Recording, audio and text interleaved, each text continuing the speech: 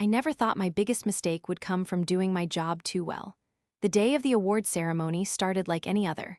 I work as a software analyst at a company that develops financial programs.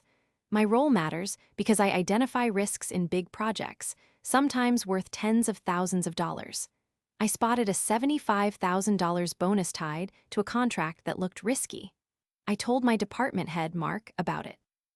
I said, Mark, I am worried this bonus could backfire. We need to review the contract terms carefully. He looked at me with a cold smile and said, You are lucky I do not fire you today.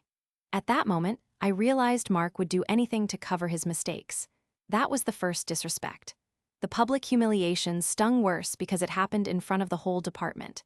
Then, just days later, Mark reassigned me from the contract team to a less important project. I tried to stay calm and said, I will continue to do my best no matter the team. But that was only the start of the problems he caused. Over the next 6 months, things got worse. First, Mark ignored my warnings about software bugs in our main product. That led to 6 clients calling complaints. When I raised the issue again, Mark said, You are making problems that do not exist. Then he tried to blame me for a missed deadline on a project that actually had 4 new team members added last minute. I calmly said, I only manage my tasks. You assigned extra work without informing me. But Mark ignored me. By month 12, Mark had promoted his nephew to my former position, and I was stuck with lower-level tasks. The nephew was not qualified and did not listen to my advice. That caused 3 more issues that sent client satisfaction down 20%. That is when they started to pin all the blame on me. At a team meeting, Mark said, Anya's attention to detail is lacking. She caused delays and losses. I smiled quietly and said, I disagree with that assessment. I saved every email and report quietly on my computer. It was tough not to lose hope. Then it got worse. Mark refused to renew my contract and said I should start looking for other jobs, but I knew the problem was Mark himself. I thought it was over, but I did not give up. At month 18, an important client demanded answers about why their $75,000 bonus contract failed and why 6 major problems happened under my team's watch. I stayed calm when the leadership called an emergency award ceremony to address the crisis. Everyone was there, including Mark and the client. I requested to speak last. I said, Before we assign blame, I want to share the full story. I showed the email threads where I warned about the bonus risk. Then I displayed the invoice trail documenting the 6 problems.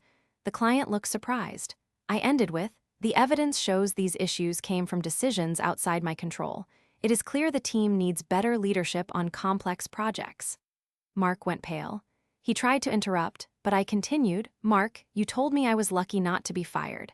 Now the truth is known. Will you take responsibility? Finally, in front of everyone, Mark admitted, I made mistakes and did not support Anya properly.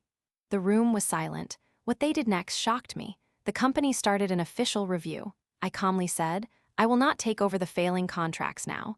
It is time for new leadership to fix these problems. Mark was removed from his position within 2 weeks. His nephew was demoted. The client stayed with the company but demanded new safeguards. I was offered a better role at another company, with a 30% salary increase, reflecting my true value.